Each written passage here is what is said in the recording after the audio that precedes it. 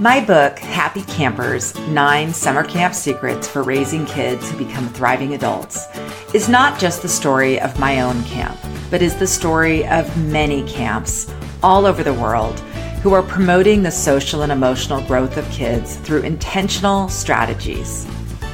This bonus episode is a recording of one of my Happy Campers interviews with a camp director from one of the day and resident camps who were in my series that was originally aired on Facebook Live and is also available in video form on my website at sunshine-parenting.com. Enjoy this conversation with a camp director who runs an amazing program. Well, hello, everybody.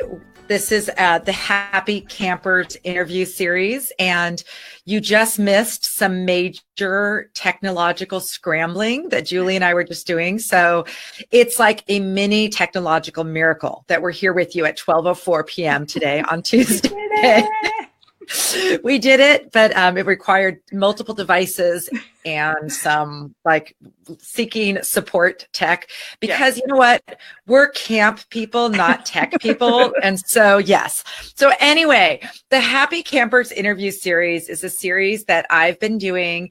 I'm interviewing really amazing camp directors who have been at their camps for so many years and are very committed to the social and emotional and character growth of their campers. And Waltons Grizzly Lodge is certainly one of those amazing programs, due in no small part to Julie Walton, who is one of 4 directors there. So Julie, welcome to the series. I'm so glad you're here. So glad you're here. We did it. We absolutely did it. And I was thinking about camp and those exact words you just said. I'm not in the tech business. I'm in the kid business. But we are in the connecting business, right? So we did manage to connect, you and I. Here we are. Great. Miracle, as you said. Thanks for having me. Sure. Julie, talk about your background, both kind of before camp and even some of the things that you do simultaneous with camp, because I think listeners will love to get to know you. Sure. Well, I am not a camp kid. I never went to summer camp as a kid, although I tried to get my parents to let me go. And I got it. I don't think we're going to do that. So I never went as a child, although when I was in high school, I was able to be a camp counselor for our local elementary school science camp. And as the luck would have it, I was assigned to a group of boys. So as a 17-year-old high school student, they gave me a group of about 12 boys and just said, you're going to be great, really. I had very little training, and needless to say, it was quite an experience, but one that I really did love. So that was my first step into camping. I did grow up going camping, but not in a traditional summer camp setting. So fast forward, I was in college. I was studying to get a business degree. And I thought, I need a summer job. And I got offered a job from Waltons Grizzly Lodge Summer Camp. I shared that story with my parents, and they were like, Waltons Grizzly Lodge? I think that's the camp you wanted to go to when you were a kid. So my mom loves to tell the story. Well, now you get to go to Waltons Grizzly Lodge. So I did go to Waltons Grizzly Lodge. This is over 30 years ago. And it really had a profound effect on my life. You hear that from so many people, whether they are campers or staff members or people just have had a connection with summer camp. I went to camp. I changed my major the very next year. I ended up becoming an elementary school teacher so that I could continue to go back to camp summer after summer. I met my husband there, met most of my best friends there. And I, again, became a school teacher so that I could go back to camp, so that I could focus my off-season life on working with kids. When my husband's parents retired, we took over the business along with his brother, Jared, and his wife, Erica. And so now the 4 of us own and direct camp. And that's what I do. How long, Julie, did you teach and what grade level? Sure. So I taught for 10 years, elementary school mostly, from 2nd grade through 6th grade. I was in public education at a time when there was actually a lot more funding for some different approaches to education. So at one point, I actually had a multi-age classroom. So I had 3rd, 4th, 5th, and 6th graders in my classroom. And, Wow. I look back now and I talk to teachers who are teaching now, and they say that, how could you meet every single need of every single child? And they're all different grades. And, um, you know, that same approach to a multi-age classroom is very similar to camp in that they're just all individuals. Just because two children are in the same grade does not mean that they are at the same level, have the same needs, need the same approach. And that's a lot like camp in that, our kids are all there with different needs, different expectations. They bring a different skill set to the community, and we really need to meet them where they are. So, 10 years. But then I had my first daughter, and I stayed home. Well, actually, Adam stayed home the first year with her, and that was wonderful for him. But I was just really wanting to do that as well. So, teaching, I left teaching and focused on raising our girls and camp.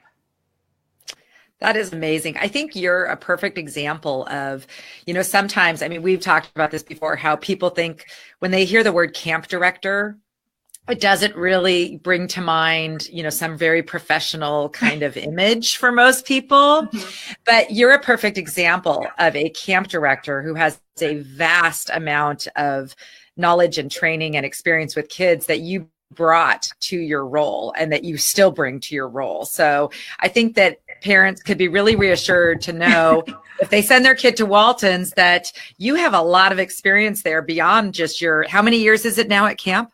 Well, I say 30 something, 32, 31, 30. I don't know. We just do the decades now, Audrey.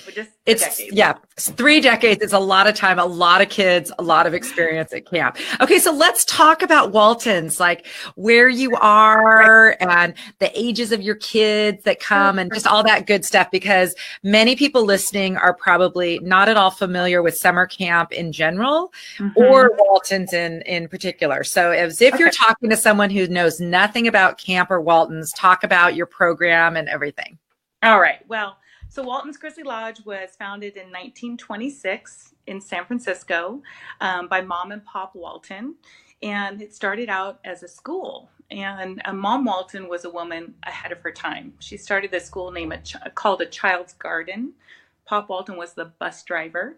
And they absolutely had their hands in every part of that school. So Mom taught, Pop drove. The kids obviously learned all the basics, reading, writing, and math, but they also learned a lot about the arts and science, and it was a beloved school. It was so beloved that the story has been told to me that the kids really wanted a summer program as well. So they started a program in the summer in Lagunitas, the summer camp there in Marin County, San Francisco Bay Area. And then eventually they moved it up to the site where it is now in the 1940s. And that site is in Plumas County, so about an hour from Truckee near Lake Tahoe. And it's been there ever since. We have our own lake, and camp life is really situated around that lake, a historic lodge that was built when they used to harvest ice off the lake there. So you'll hear our lake referred to as Grizzly Ice Pond, because before refrigeration, that's where they got the ice. You may have heard of all these different ice ponds in the area up there. Let's see, about camp. So we started at age 7 and we go till 14. There's a leadership program for our 15 and 16-year-olds. And kids come for 1 week or 2 weeks, or they'll come for a whole month when they combine sessions. We have a week-long backpacking program. That's our outdoor adventure program. And again, camp life really is situated around our lake right there. Over 40 different activity choices. So kids can water ski, or they can go to the ropes course. There's a skate park and a tennis courts and the horseback ride, and on and on and on and on and on. So tell me, and yeah, exactly. Okay. So it's boys and girls. How many campers do you have at one time at Waltons? 175 campers at a time. Okay. Yeah. And I think it's kind of unique. One of the things that you've told me about is how kids get to sort of pick what they want to do, how that process works. So explain sort of that, that autonomy that kids get and how it works for what kids figure out what they're doing each day at Waltons. Well, I love to talk about this part. I especially love to talk about it because it reminds me of Grandpa Joe, who just passed away this year at 97. Just an amazing man. And he was the one who developed the the way that we run our program in this process of campers choosing their own activities. So 3 times a day, campers choose their activities. In the morning, they get to choose their 2 morning activities. In the afternoon, they choose 2 more. And then in the evening, there's an opportunity for a 5th activity period. And it is really one of the things that makes our camp really unique and adds to the culture of our camp. It dovetails really nicely with the philosophy of our camp, this idea of making choices. And kids don't always get their first choice. Sometimes they don't get their second choice. Sometimes they don't even get their third choice. Most of the time, though, they get one of their top choices. And that whole process is really a lot about who we are and what we value in a camp program. Do you talk to the kids about picking things, even if their friends aren't doing it, and sort of having that kind of self-direction that you want to try something, even if your friends aren't? We do. Yeah. It's built into our whole program, our whole orientation, our getting to know campers in the first, few hours that they're even there. So a big topic of conversation when kids come up among their groups with their counselors are, what are you most excited to try? What is it? Why are you here? What do you hope to do? And beyond just the activities, make new friends or, be away from home or whatever those things are. But in addition, their activity choices. And then as campers are starting to choose those activities, the conversations around the table, around their dorm life is really around, what do you guys think you might do tomorrow? Counselors know, well, I'm going to just go with my friend, which I like to do that too. I like to go where Audrey Monkey's going, right? We just were at a conference. Where are you going, Audrey? I want to go. Because we can talk about it. We can share in that. So it's a big part of it. But another big part is, I really want to go to archery. And Audrey, my friend, doesn't want to go to art, I don't know. But I really do. But I'm not going to go. And so counselors really stepping in, hey, what would happen if you went? It's 1 period. You're not signing up for it for life. You're not, committing to this as your, hobby forever. So, yes, it's a big part of us getting kids to step out of that comfort zone, to go without friends, to go do things they maybe thought they would never like or that they're afraid of or whatever reason. Yeah, that's amazing. And that is kind of unique. So it's a cool aspect of your program. And I'm sure a lot of your kids really enjoy that ability to decide what they want to do. And I also think even the not getting your first choice thing is part of life too, because isn't that kind of life that you have to be flexible, and depending on what happens, things don't always go the way you planned. And so learning to bounce back from maybe minor disappointments, it's also probably a good skill that they learn. I have a favorite story. We have lots of favorite stories as camp directors, but one of my current favorites is I was walking through camp and there was a young camper about 10 years old and just sitting, that look that like this day is just the pits. Like, it's summer. Come on, what's going on? So I said, hey, what's going on? Just like, I have to go to beach games. I don't even know what beach games is. I don't even want to go. I have to go. They're making me. I was like, who's making you? Well, the story ends up, he chose it, but he chose it because his very first choice was not available. And besides, he had already been to that very first choice several times. So you can't live at the skate park, and other kids needed an opportunity to go. And so, gosh darn it, he had to go to beach games. And he was disappointed, and he didn't even know what it was, and it was an outrage, and this is just stinks. It was a big deal. We chatted, we talked. I'll go with you. I don't really want you to go with me, Julie. All right. I'll go by myself. Okay, tell me how that goes. All right. He stands up, he sits back down. I don't even know where it is. See, beach games is stupid. Long story short, he goes to beach games. I walked him around, came back. I see him at lunch. Beach games? When are they offering beach games again? This is my favorite thing in the world. He's a beach games ambassador because he went down there. He had the time of his life. He couldn't even believe it. Anyway, so yes, sometimes you don't get your first choice, your second choice, and then you're a beach games ambassador. Okay, that's so funny. I have a blog post that I wrote called The Blessing of the Least Favorite Activity. And I based it on the Wendy Mogul book, The Blessing of the Skin Me, and how a lot of times that growth and the great things happen when we least expect it, or when something is like we have a negative attitude about something and then we turn it around. So that's a great story. I love that story. It is. Yeah. So, okay. So also you have a long tradition. So you guys, so Ma and Pa Walton started the camp. Are you guys the third or fourth generation? We're the fourth generation owners and directors. Yep. Okay. Which is really a cool thing. And what year was it started again? 1926. Okay, so you're coming up on, it'll be 100 years in just 7 years. In fact, right before we got, in our scramble to get the tech right, I was saying to my husband, how many years is it? He goes, seriously? I'm like, 94, right? Or he's just laughing. It's like, hey, we're going Facebook Live. I need to know. So yeah, coming up on 100.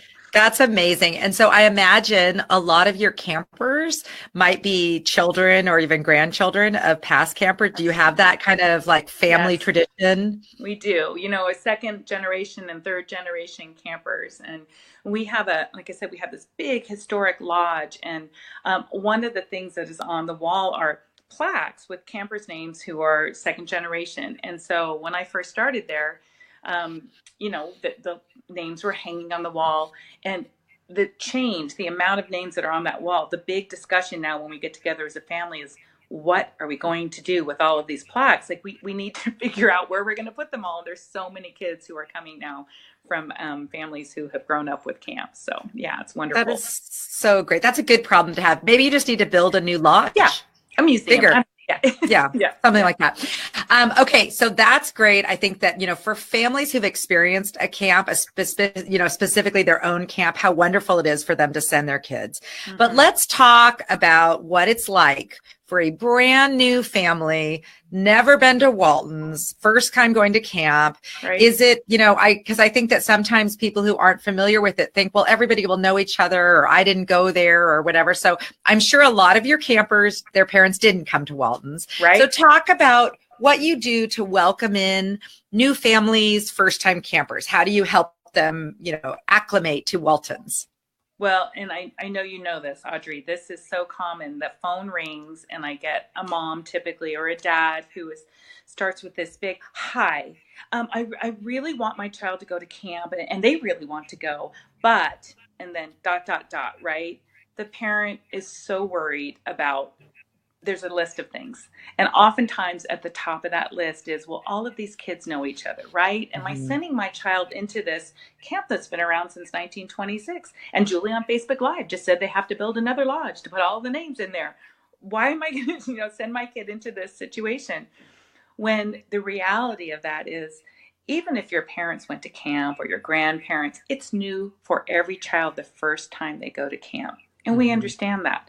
My husband and I, and his brother Jared, his wife Erica, we're all parents. And we send our kids off to various, experiences, knowing that it can be challenging for them, when they get there. So part of the camp experience, whether you're brand new to camp, our camp and your family is, or not, is engaging on that first day in making sure kids' very basic needs are met. You know where to go, who your person is to ask questions, how to navigate the lay of the land, everything from camp, all of the traditions. What does that bell mean? We're going into the lodge. Where do I sit for this? So all set up so that campers know where to be and how to navigate. And then, of course, we're working with our counselors very closely on how to help children make friends. A simple thing as knowing each other's names. That seems like maybe a very tiny thing, but kids need to know everybody's name in their group. We need to practice it. Some kids, it takes a little bit longer. And so the counselor's working with the kids just to know the names of the kids in their group, a little bit about everybody, connecting campers, maybe someone who's been there before, somebody who hasn't, go set the table together, so that especially in the first 24 hours, the focus is on really bringing those kids together. And I hear it all the time.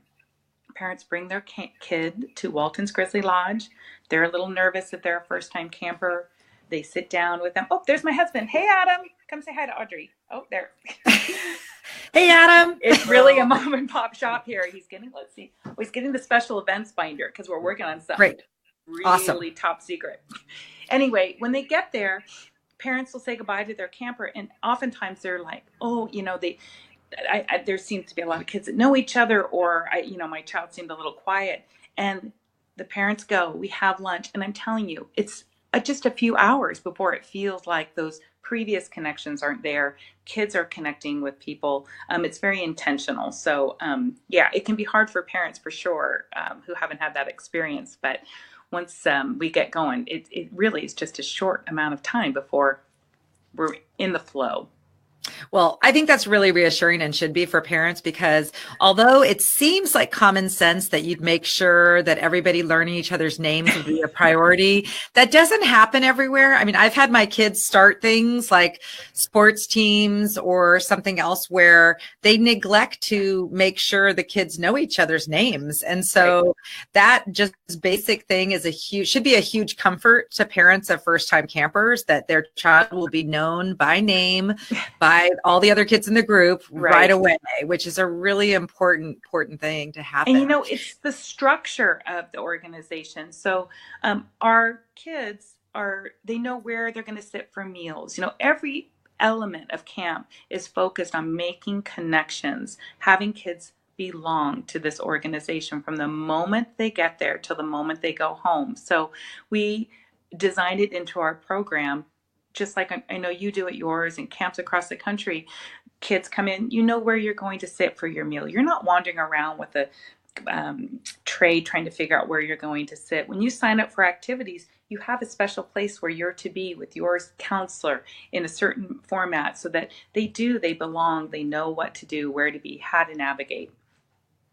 This is why most well-run camps do this a lot better than school. I don't know about you, but I remember going to a new school and that horrifying worry. Where am I going to sit at lunch? Right. Who am I going to sit with? And so just that alone makes most camps completely different for kids socially, because you have a place to belong before you've even arrived. There are people waiting for you who know where you're going to be. And that's really cool. So Julie, I want to talk about you have a lot of specific things. You've already mentioned some of them that you focus on at Waltons, just specific outcomes that you're looking at beyond just the kids having a great time and learning some new activities. So when you think about your focus and how you train your staff, you've already mentioned some of the social skills. What else do you really focus on to help kids with kind of their social and emotional skills or character development while they're at Waltons? Sure. Well, you're right. There's so many. And being in camp, we know, right, that at the same time, we are working on just a myriad of things with these kids. And that's why kids come home and they are sold. I love camp, and the parents like, what's that? If I had to really define, at Waltons, what we're focusing on every day, every minute, and it's really a balance between independence and being very connected. So oftentimes those two things, people say a very independent person might be less connected than another person. But for me, the crux of what we do is that balance. And if we can constantly and continually focus on those two traits and help kids develop in both ways, then I think we're really, really helping in some very big ways. So, independence, parents think, oh yeah, well, they're away, so that's independent enough. They're just without me.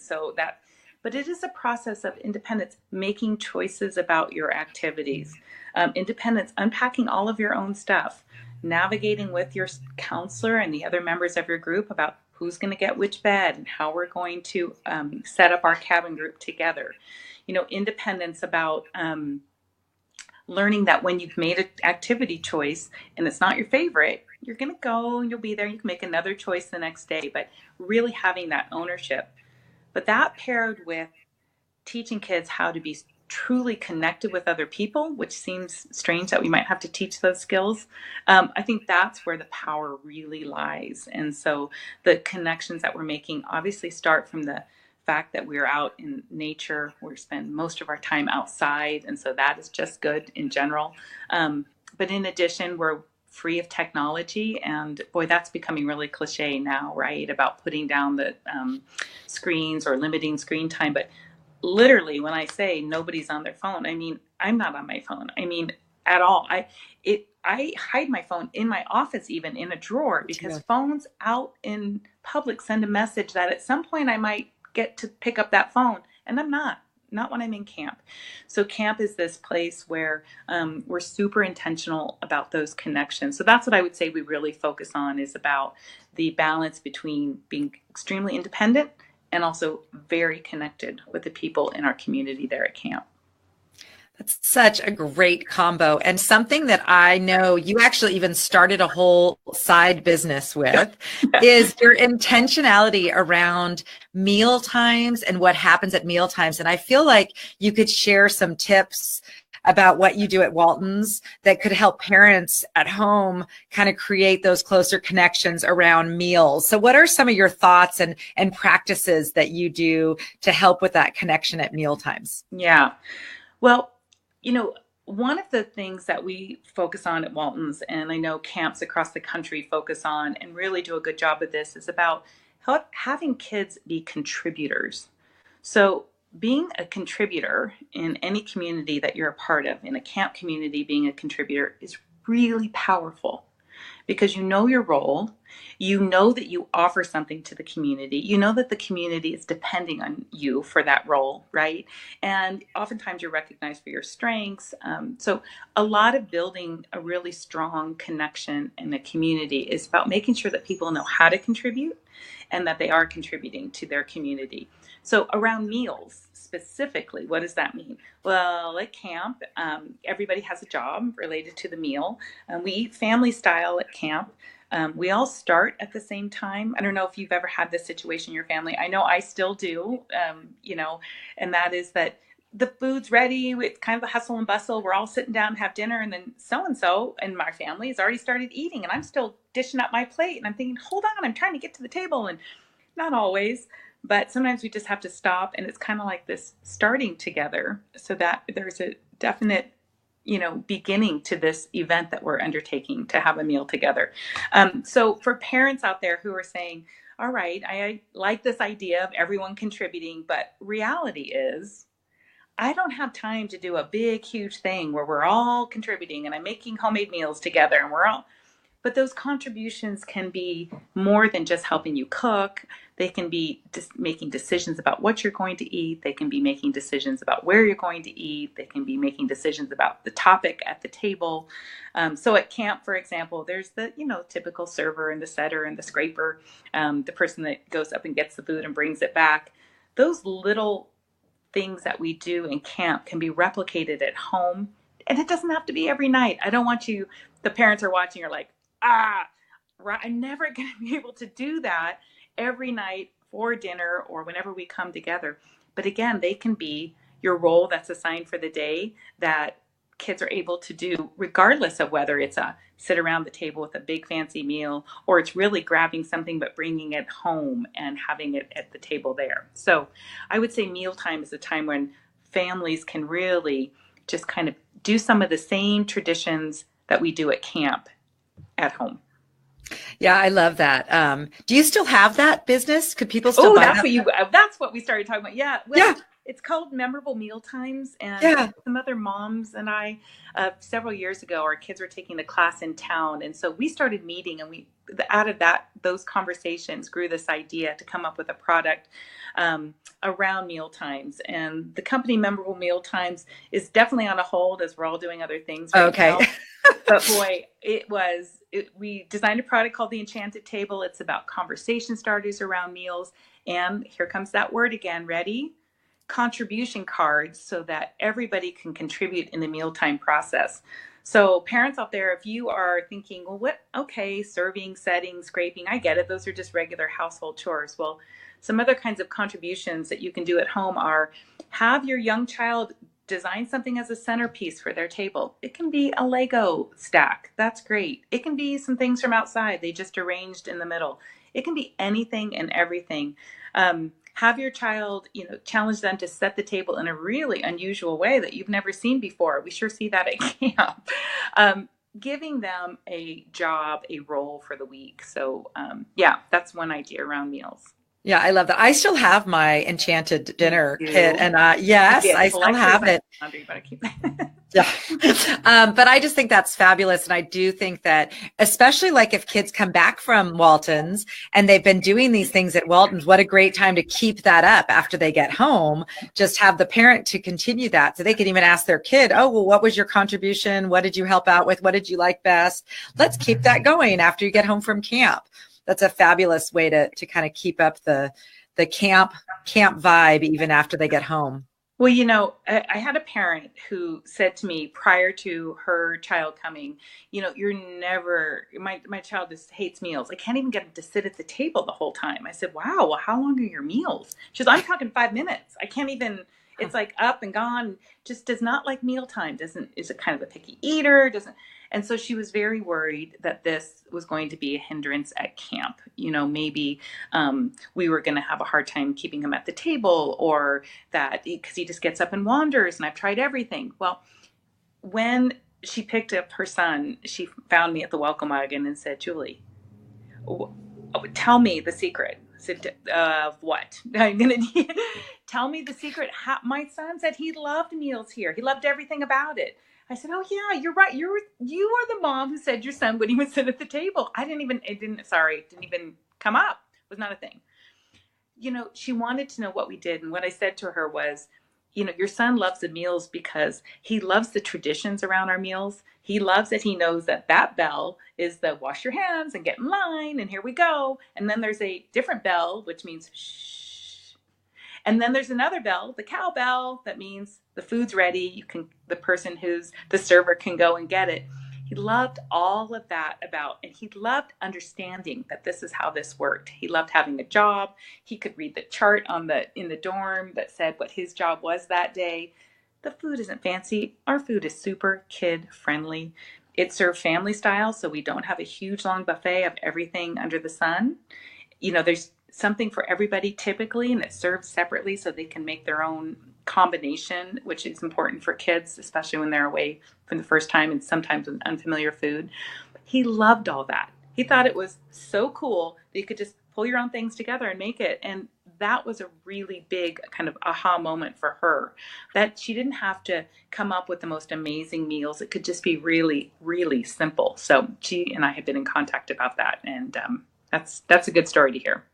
Yeah, I think for a lot of kids, those kind of transformations happen at camp. Mm-hmm. I know kids sometimes discover a new food that they never would have tried at home, but because their cabin mates and counselor are trying it, they try it. So that's another amazing kind of positive outcome that's really lasting from camp, is just new habits or new interests and that kind of thing. So that's a great story. Do you have any other stories from like parents or campers, like any testimonials that you've received? I know you get a lot.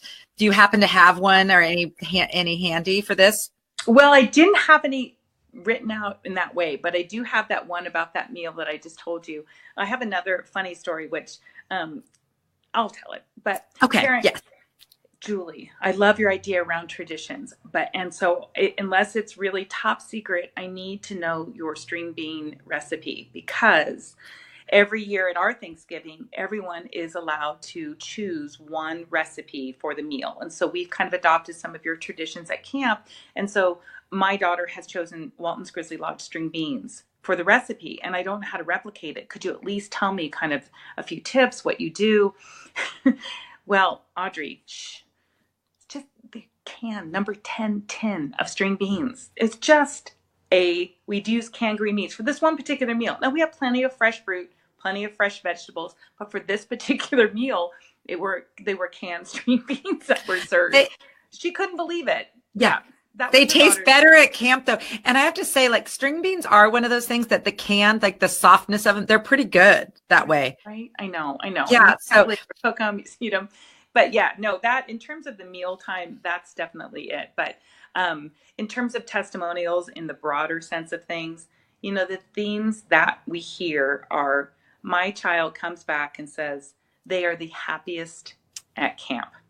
Yeah. They are the best version of themselves at camp.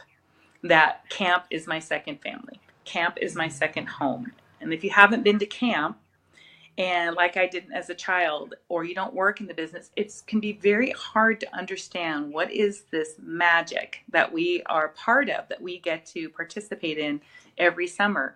But that is it. It's all of these traits and these traditions. And I know the things that you have focused on to try to highlight so that parents can have a little bit of that magic and bring it home for themselves, right?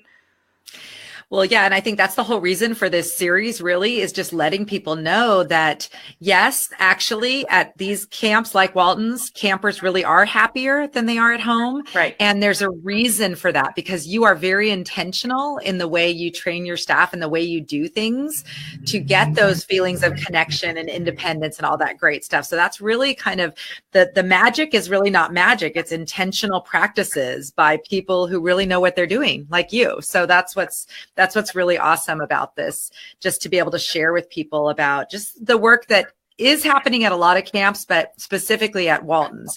So, Julie, where can people find you? I'm going to put a link in the comments to your website, but why don't you just say the website name and also who can they talk to if someone has questions and they want to call? What's the process for just getting to know you a little bit better?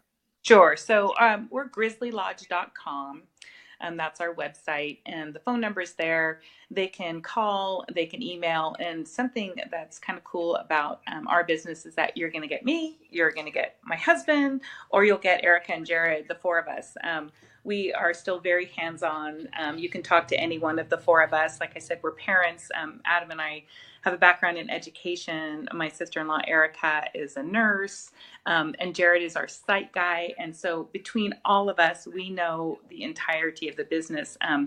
We think that the best training, though, that we got, and not only in Jared and Adam growing up in camp, but is having our own kids. So between us, we have 5 kids, and we are taking a lot of those practices at camp that we learned growing up in camp, really, because we all 4 have, and working them with our own kids at home. And sometimes that's where we have to go to, right? We think, what's going on here? We've got this situation, or we're trying to work on this as a family.